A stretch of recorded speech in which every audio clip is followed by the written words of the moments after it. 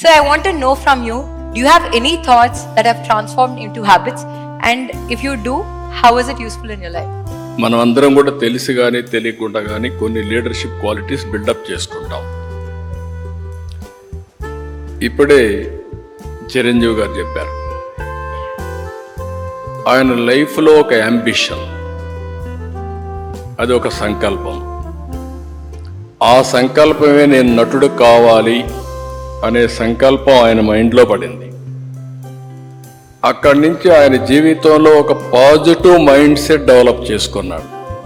ఎన్ని సవాళ్ళు వచ్చినా ఆయన గోల్ ఈ సెట్, ఆ గోల్ రీచ్ అయ్యే వరకు నిరంతరం పనిచేశాడు.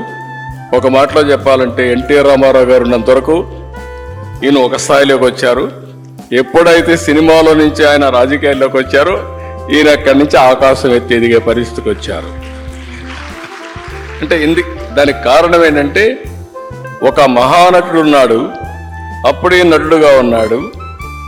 ఎన్టీ రామారావు గారు లేనప్పుడు చిరంజీవి గారి ఎవరి హీరోగా మహానటుడుగా తయారయ్యారంటే అది ఒక అవకాశం.